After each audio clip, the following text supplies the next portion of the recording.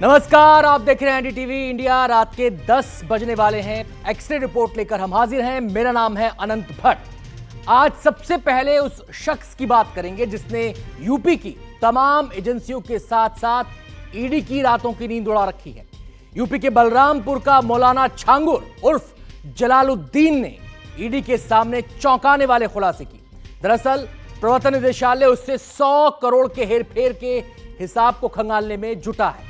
प्रवर्तन निदेशालय के अफसर यह जानना चाहते हैं आखिर जलालुद्दीन के अकाउंट में 100 करोड़ से ज्यादा का ट्रांजैक्शन कैसे हो गया, और अगर यह पैसा आया तो फिर किन किन अकाउंट में ट्रांसफर हुआ।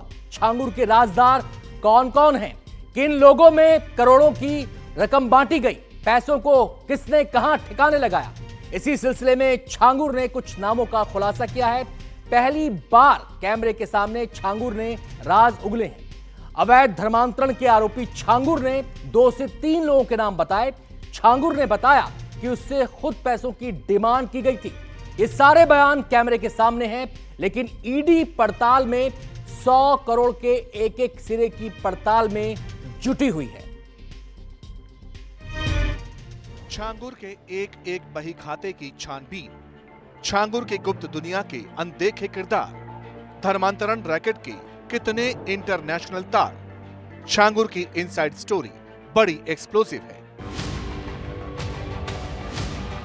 हमारे साथ धर्म परिवर्तन जबरदस्ती दबाव बनाया जा रहा है, बलात्कार गैंगरेप हुआ है कि यहाँ पे हजारों लोगों का धर्म परिवर्तन किया जाता है। छांगुर का 500 से ज्यादा एजेंट है सऊदी के अंदर। ब्रेन वॉश अच्छे तरीके से उसने ऐसा कर दिया कि उसको हर चीज से उसको हटा दिया। धर्मांतरण का मास्टरमाइंड, अवैध धर्मांतरण का गैंग चलाने वाला छांगुर का छल अब तक पर्दे के पीछे था, लेकिन बलरामपुर से जो खुलासे हुए उसने कई देशों के अंदर बैठे धर्मांतरण के आकाओं की परेशानी बढ़ा दी है।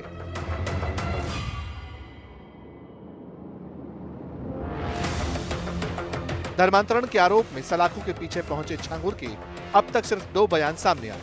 पहले छांगुर ने कहा था कि वो बेकसूर है, लेकिन अब कहता है उसे ट्रैप में फंसाया गया। मोहम्मद अहमद और संतोष सिंह ये तो क्यों फंसा रहे हैं आप? ये फंसा रहे हैं, पैसे के मांग कर रहे हैं 60 लाख रुपया। हम नहीं कराए हैं कभी। आप पे तो इतने सारे आरोप लगे, इतने सब लोग सब कह रहे हैं। झूठ है। ऐसा कैसे हो सकता है? कुछ तो सच्चाई होगी। कुछ नहीं सच्चाई, मैंने एक नहीं कराया। कैसे मैं इतने बेगुनाह लोग हूँ। आपके खिलाफ गवाही दे रहे हैं? मैं बेगुनाह हूँ। कैसे लोग इतनी गवाही क्यों दे रहे हैं आपके खिलाफ? पैसा ले करके दे रहे हैं। कौन फंसा रहा है आपको? फंसा रहा है वो वसीउद्दीन और संतोष। ये वही जलालुद्दीन उर्फ मौलाना छांगुर है जिसके गुनाहों का पिटारा जब खुला तो पूरे देश का खून खौल उठा। कई लड़कियां जो दहशत में थीं वो बाहर आईं और अपने साथ हुई ज्यादती को कैमरे के सामने बताया। ये तक कहा कि छांगुर के नाम पर उसके गुर्गे अवैध धर्मांतरण का धंधा चला रहे थे। हमारे साथ धर्म परिवर्तन जबरदस्ती दबाव बनाया जा रहा है, बलात्कार गैंगरेप हुआ है कि यहाँ पे हजारों लोगों का धर्म परिवर्तन किया जाता है। छांगुर का 500 से ज्यादा एजेंट है सऊदी के अंदर। ब्रेन वॉश अच्छे तरीके से उसने ऐसा कर दिया कि उसको हर चीज से उसको हटा दिया था। लेकिन बात इतनी भर नहीं है, अब भी धर्मांतरण का सिंडिकेट एक्सपोज हो रहा है। इसके साथ साथ उन लोगों के नाम सामने आ रहे हैं जो इस केस में छांगुर के साथ थे, उसके अकाउंट में आए पैसों को ठिकाने लगा रहे थे। बीते दिनों ईडी की टीम ने बलरामपुर में छांगुर के ठिकानों पर छापा मारा और तलाशी ली थी। छांगुर और उसके गुर्गों के पास से कई अहम दस्तावेज बरामद किए गए थे। उन दस्तावेजों में छांगुर, उसके साथ राजदार नवीन, नीतू और नसरीन का नाम था, जिसमें स्विट्जरलैंड के बैंक अकाउंट और पनामा के शेल कंपनियों का जिक्र था। अब ईडी ने छांगुर, नीतू और नवीन से जुड़ी जमीन की खरीद फरोख्त की जांच शुरू कर दी है और ऐसे लोगों पर शिकंजा कसना शुरू कर दिया है जिन्होंने जमीन बेची है। ईडी कई ऐसे लोगों को नोटिस भेजने की तैयारी में है। जिन लोगों ने इन्हें जमीनें बेची थी उन लोगों को जरूरी दस्तावेज के साथ लखनऊ के ईडी दफ्तर बुलाकर उनसे पूछताछ करने की तैयारी की जा रही है। शायद यही वजह है कि अब छांगुर बार बार कहता है कि उसे सिर्फ फंसाया जा रहा है। इशारा ये कि वो सिर्फ एक मोहरा है, असली खेल तो कोई और खेल रहा था। फिर सुनिए छांगुर का ऑन कैमरा कबूलनामा। मोहम्मद अहमद और संतोष सिंह। ये लोग क्यों फंसा रहे हैं आपको? ये फंसा रहे हैं, पैसे के मांग कर रहे हैं 60 लाख रुपया। कोई धर्म परिवर्तन करा हम नहीं कराए कभी। आप पे तो इतने सारे आरोप लगे, इतने सब लोग सब कह रहे हैं। झूठ है। ऐसा कैसे हो सकता है? कुछ तो सच्चाई होगी। कुछ नहीं सच्चाई, मैंने एक नहीं कराया। तो कैसे मैं इतने बेगुनाह लोग हूँ। आपके खिलाफ गवाही दे रहे हैं? मैं बेगुनाह हूँ। कैसे लोग इतनी गवाही क्यों दे रहे हैं आपके खिलाफ? पैसा ले करके दे रहे हैं। कौन फंसा रहा है आपको? फंसा रहा है वो वसीउद्दीन और संतोष। अब सवाल है, जिनके नाम छांगुर ले रहा है वो कौन है और इनके नाम ही क्यों लिए जा रहे हैं, ये जानने के लिए आपको बलरामपुर चलना होगा। दरअसल जिस दौरान छांगुर के किले को बुलडोजर कार्रवाई में ध्वस्त किया जा रहा था, उस दौरान छांगुर को लेकर एक के बाद एक खुलासे हो रहे थे। इन्हीं खुलासों के साथ कुछ लोग तब कैमरे के सामने आए और छांगुर पर धर्मांतरण से लेकर अलग अलग इल्जाम लगाए। वसीउद्दीन चौधरी पेशे से ठेकेदार हैं। छांगुर बाबा के यहाँ काम करवाया था, लेकिन अब आरोप लगाया कि जमालुद्दीन ऊपर से कुछ और अंदर से कुछ और है। धर्मांतरण का खेल कई साल से खेल रहा था। काम करते रहे, पेमेंट देते रहे, ठीक ठाक लगते रहे। जब बीच में इनका धर्म परिवर्तन का पोल खुला कि ये लेबरों को धर्म परिवर्तन कराना चाह रहे हैं, वहीं से हमारा इनका विवाद हो गया। वहीं पे हमारा इन्होंने पेमेंट रोका, वहीं से हमारा इनका झगड़ा चालू हुआ, वहीं से मुकदमेबाजी शुरू हुई और इतने मुकदमे हो गए कि हम बिल्कुल तबाह बर्बाद हो गए। लेकिन हम इनसे लड़ने में पीछे नहीं हटे। हम कसम खा लिए थे कि हमारी जान भी चली जाएगी तो भी मैं नहीं न्यूट्रल होऊंगा, मैं जब तक बाबा के अपराध को दुनिया के सामने ला के रख नहीं दूंगा। सरकार का, शासन प्रशासन का बहुत बड़ा एहसान है हमारे ऊपर, जो इनके काले कारनामे पे ध्यान दिया और इन पे कार्रवाई शुरू की। हमने प्रधानमंत्री, मुख्यमंत्री जी के यहाँ जो हमने एप्लीकेशन रजिस्ट्री किया, उस पर कार्रवाई हमने एसटीएफ को भी जो है अपना बयान दर्ज कराया।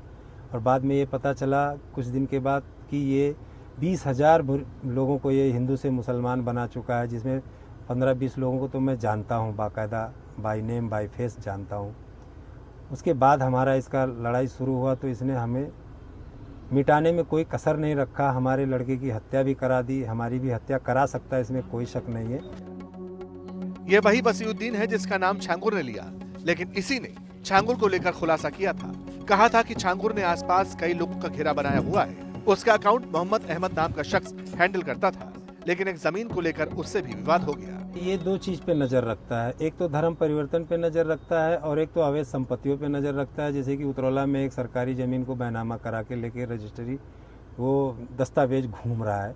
इसी तरीके से अहमद भी इसको कहीं मिल गया किसी के माध्यम से, उससे भी दोस्ती किया। अहमद को पता चला है पैसे वाला है, इसके साथ पार्टनरशिप में बिजनेस करेंगे। तय तमाम भी हुआ, लिखा पढ़ी भी हुआ, 50 लाख एडवांस भी दिया, जिसकी 6-7 करोड़ की कुछ उसकी लेन देन की बात थी। 50 लाख देने के बाद अहमद के ऊपर दबाव बनाने लगा कि सारी प्रॉपर्टी किसानों से हमारे नाम करवा दो, तभी हम पैसे देंगे, नहीं तो नहीं देंगे। अहमद ने वो करा नहीं पाया, वो उतना माली हालात उसका ठीक नहीं था। इसी के दम पे वो डील कर लिया था कि छांगुर पैसा देगा तो हम आगे किसानों को पेमेंट दे के ज़मीन लेंगे, लेकिन ये बीच में फंसा के उसको ब्लैकमेल करने लगा।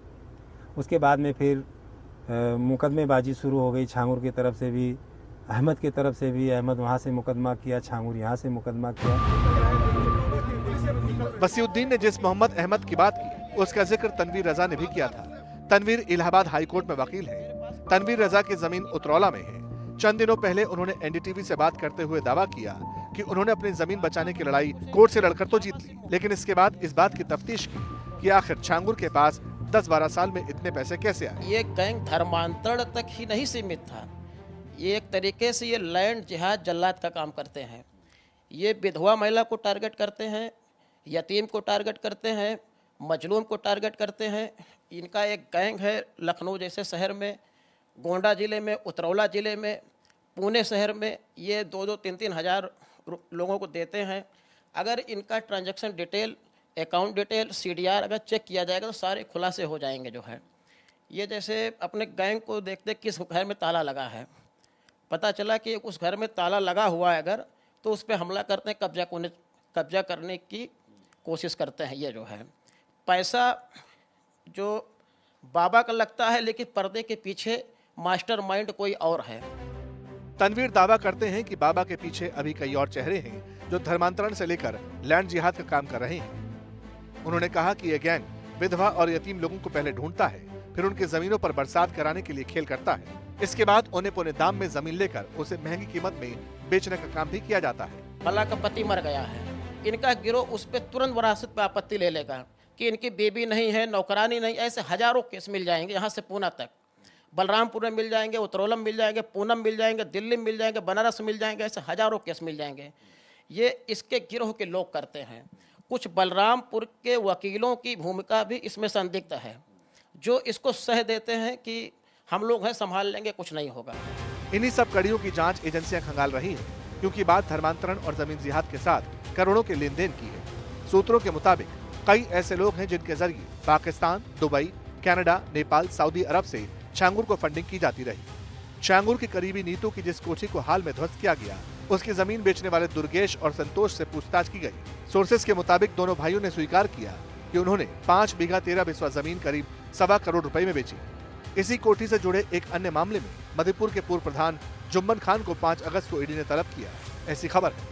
बताया गया है कि जुम्मन ने नवीन को 42 लाख रुपए में जमीन दी थी। इसके अलावा अफसर अली, इत्तिदा खान, वसीम अहमद, शमीम मलिक, मालिक अली और शहजाद शेख समेत कई अन्य लोगों के नाम सामने आए हैं, जिन्होंने छांगुर, नीतू और नवीन को जमीन बेची है।